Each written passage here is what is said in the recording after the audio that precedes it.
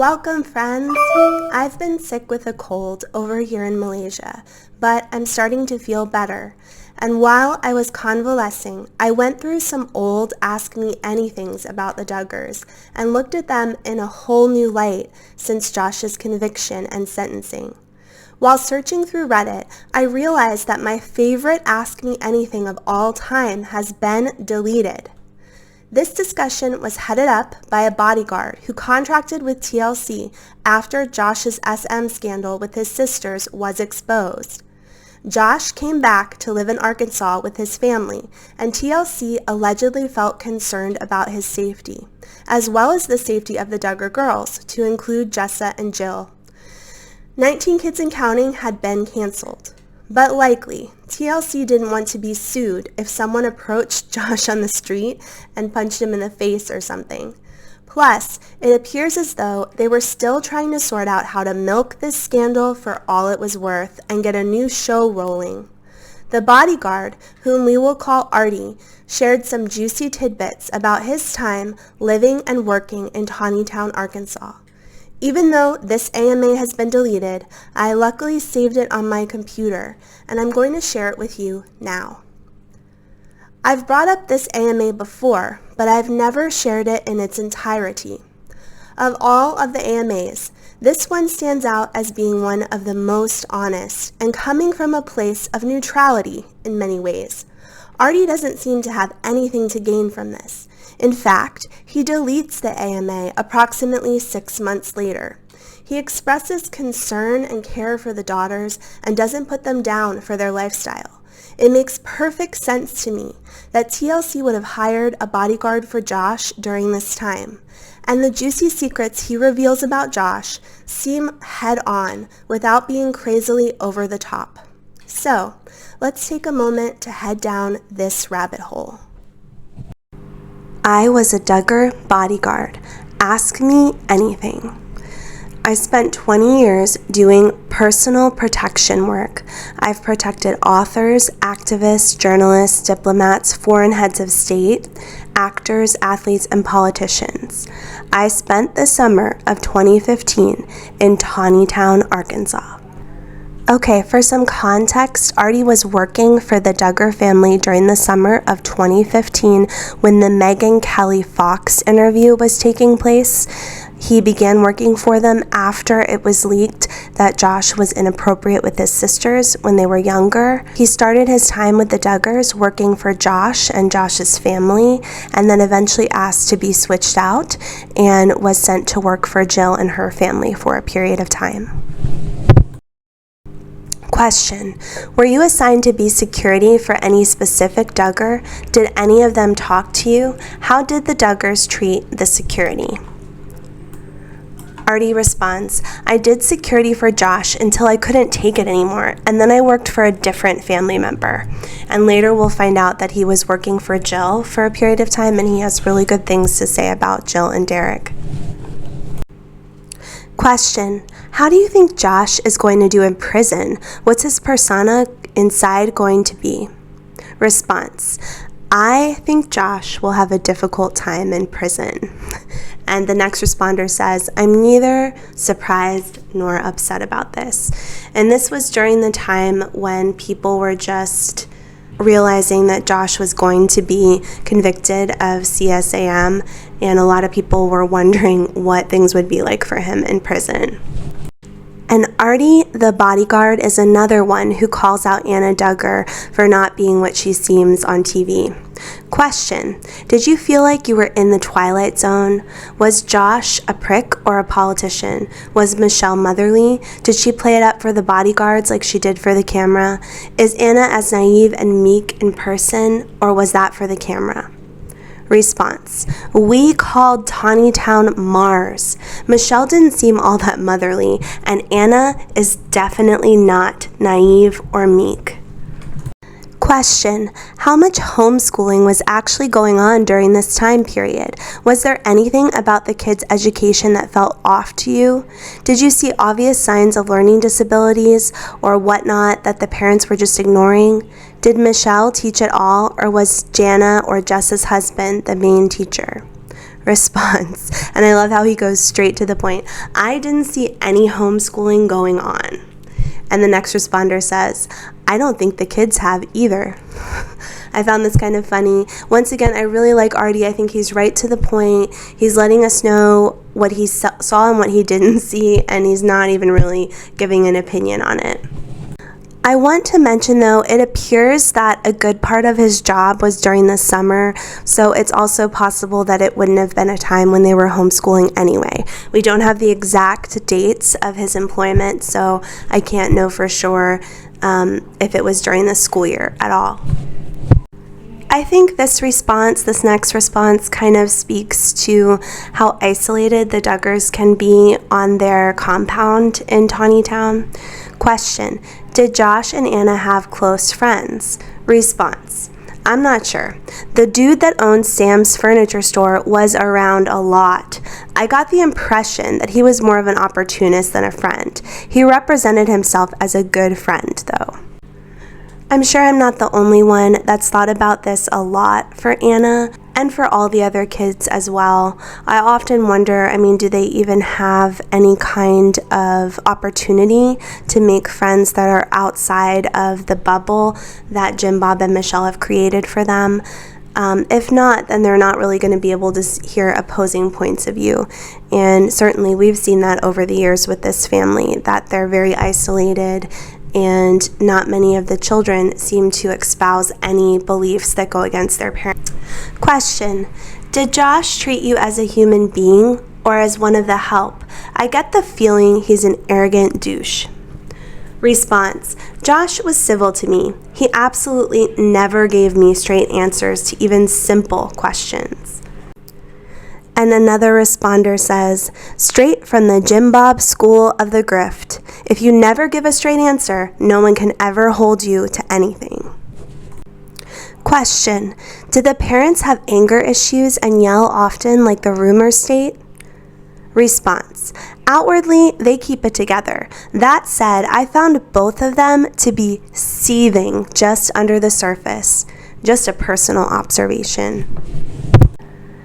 Question, do you feel TLC had enough information about shady illegal acts to go to the authorities, or was their presence simply enabling bad behavior behind the scenes?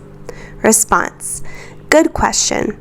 I think TLC made a deal with the devil when it came to the Duggars. That show made TLC a lot of money. They did whatever they could to keep that train on the tracks. Question, ever want to punch out the person you were protecting? Response, more than once, and not just Josh. Okay, now we'll get into some more of his personal feelings about Josh.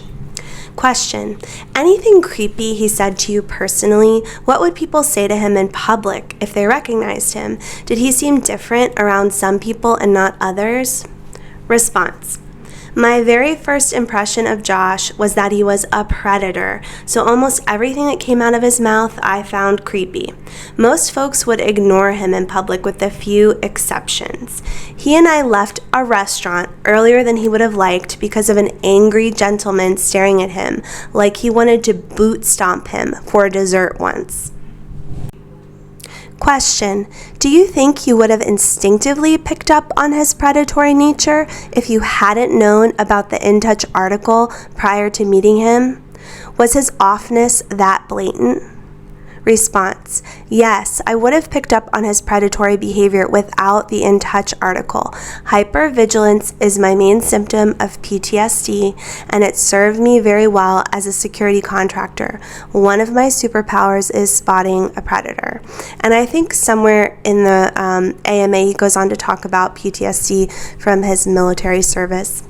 I didn't include that in this AMA because it wasn't related to the Duggars. Question, was there ever actually a reasonable threat to the family? Response, yes and no. We were hired to keep Josh safe and out of the spotlight while the network decided what they were going to do with the show. I had more than one experience in public with Josh where I felt he was in danger. He was oblivious to it. We were also tasked with avoiding paparazzi, which was a fairly difficult task. Also, random fans would show up at all hours saying God told them they needed to be there. And we'll hear more about this later in the AMA, but apparently, according to Artie, the Duggars had this whole thing going on where they would allow fans and random people to come and visit them and spend time at the house and sometimes even sleep over. Question. In Ginger's book, it was mentioned that the Duggars would sometimes let random families and fans stay with them at the big house, and that led to someone stealing her diary and trying to sell it on eBay. Did the Duggars still allow random strangers to visit or stay with them, or were there any church families who tried to stay with them while you were there? I'm thinking about J-Rod as an example. They continued to allow randos to spend the night, something I found super creepy. It's one of Jim Bob's side hustles. I'm sure we all know that this is very disturbing to hear, especially considering what Jim Bob knew had happened to his daughters with Josh years before. It's really scary that he let random people continue to stay in the home. Here's a funny one. Question. Did they ever make the barbecue tuna in your presence? Did you try it? Response. No, and no tater tot casserole. Question. Did JB and Michelle seem close to their children at all or actively parent in front of you, considering most of the kids raised the younger ones? Response. It seemed like the kids were on their own unless there was some kind of event going on. They did quite a few family outings. If they were going to be seen, then it seemed like Michelle was more attentive. JB, not so much. Question. Did you witness any emotional, verbal, or physical inappropriate behavior in the home? Did Josh ever interact with his kids in a normal parent way? Response. Yes, in a sense that I think the way Jim Bob and Michelle handled all of it was inappropriate as hell. The girls really were treated like they were part of the problem and that everyone had to pay the most attention to Josh. And the responder below goes on to say what we're all thinking. This is stomach churning and really sheds a lot more light on what is behind the statements that some of the girls have released recently. Question. You said you felt protective about the girls. And earlier in the AMA, some questions I think were asked about the way that he split up working for Josh and Jill. And he mentioned that although he didn't care for Josh, he cared a lot about Jill and Jessa. You said you felt protective about the girls. Do you think any of them are still reachable? Could they break free? Response. I want the girls to live happy, joyous lives free from trauma and everything that comes with it. I don't really care what that looks like as long as they are happy. I totally agree with this statement and couldn't have said it better myself. A lot of people really push that like Jill or some of the other siblings need to leave fundamentalist Christianity or Christianity in general. And I don't think that that's very fair. I believe that any way they want to live their lives, as long as they're happy and they're treating their children appropriately and with respect, then I can be happy for them. Question. What's the weirdest thing you ever saw? Not something sinister or bad, but just weird. I'm so curious. Response. A Jeep rolled up into Jill's driveway one night. A lady got out of the Jeep and told me she was going to the house because God told her to. She wasn't concerned that I was there telling her not to. Question. Were there many situations that you felt uncomfortable with or that you were told to look past, pretend didn't happen? And Artie just responds, I was uncomfortable the entire time I was there. Question. You stated Anna is not a victim. Can you elaborate? Response. This is my personal opinion. According to Josh, she knew about the SM from the start. I understand the dynamics in a cult, and I understand how gaslit she is on a regular basis. At some point, the facts have to come through, and she has chosen not to address those facts. I'm also aware that this is a touchy subject on here. I'm Team Anna can go F herself. Question. Can you give us an insight into the Megyn Kelly interview? I rewatched it the other day and it didn't age well, where Jill and Jessa Coach what they said? Did they really decide to do it for themselves to set the record straight? How were the other girls during it? I just have so many questions about that whole day. Response. I am reasonably sure that the Megyn Kelly interview was the brainchild of Chad Gallagher and Legacy Consulting. Chad was one of Huckabee's guys and he was running PR. I don't know if anyone was coached. I wasn't in the room for the interview. I held the door for Megyn to walk in, then waited outside with her local security guy and the rest of the team. Question. In your opinion, are JB and Michelle truly down the cult rabbit hole, or are they more opportunists than believers?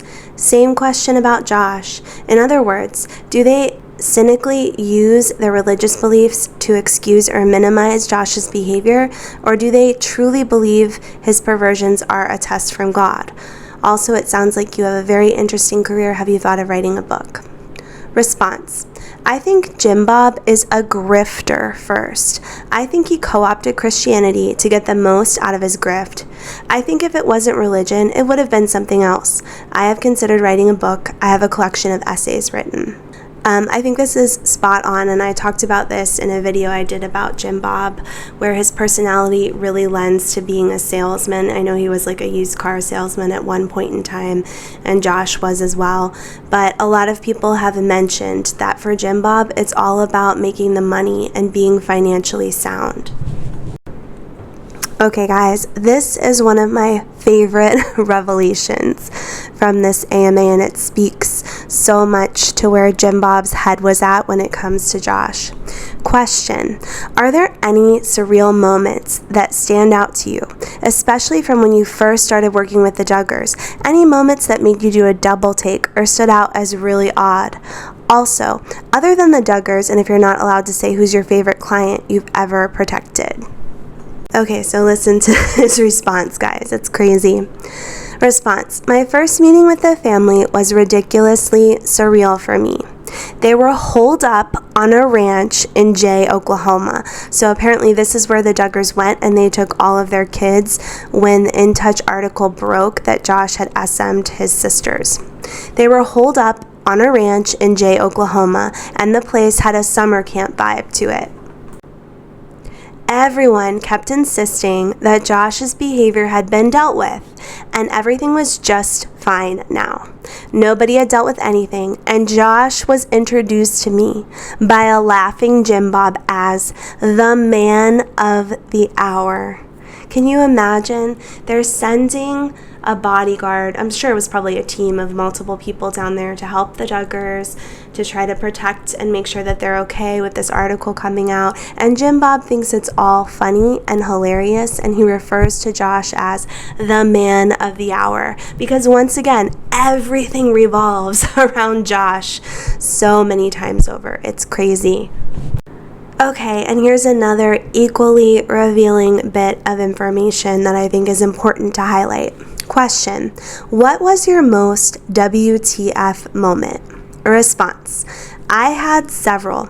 The late night plane trip was one of the biggest. So at some point in the AMA, and I didn't save this post, they asked Artie about like anything strange that had happened during his time working, and he mentioned that one of the younger kids was injured, and instead of taking them to the local hospital, they had John David fly his plane like out of state to a doctor that they use from the IBLP, and they didn't want to go to the hospital. They thought it would be on the news and everything, and he thought that was pretty crazy.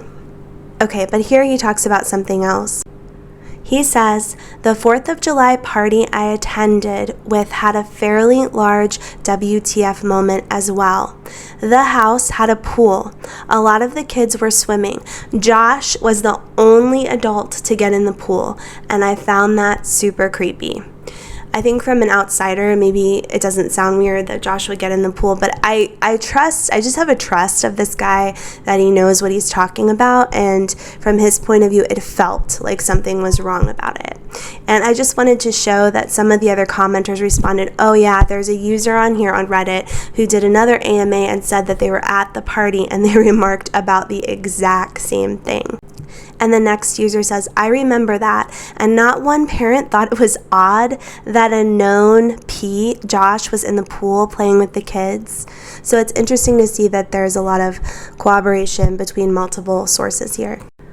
Question: could you sense the financial power struggle Jim Bob was putting his children through? Response: I could plainly see that everything was about money to Jim Bob. Okay, and I think this question and answer, is the most shocking for people who haven't read this AMA before, and I see how it fits so well with Josh and his personality. Question: did Josh seem to try and sneak away, always on his phone, computer, probably feeding his P and CSAM addiction? Response: okay, here is a juicy one. I'm glad this was asked. Josh kept his phone on a hands-free stuck to his windshield. There was more than one occasion where I saw him watching P on his phone while driving. I was in the follow car and he either didn't know or didn't care that I knew. Yeah, I'm sure at this time, Josh, having just arrived home from DC where he had all this freedom, we now know that he was having affairs out there and going to strip clubs and all of that, allegedly. He's coming back to his family, having to stay in Tawnytown, Arkansas. It doesn't surprise me that he would be in a situation where he's not getting a lot of privacy. You know, he finally had this freedom and went crazy in DC. Now he has zero privacy, and so he's got to feed his P addiction anywhere in any way that he can. And then I just personally appreciate and like this last response.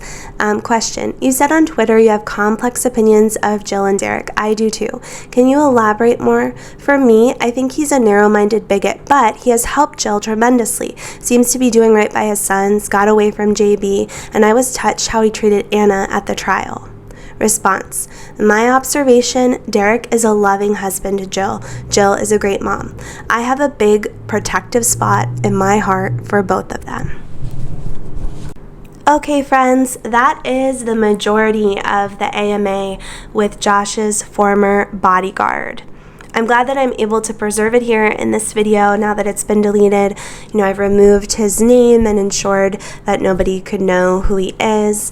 I think it's really important to save some of this information as we walk forward into the future where who knows what's going to come up with people within the Duggar family and in the IBLP.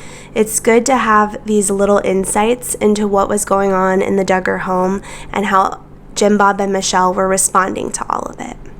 I hope you guys have a great night and get a chance to head down your own rabbit hole.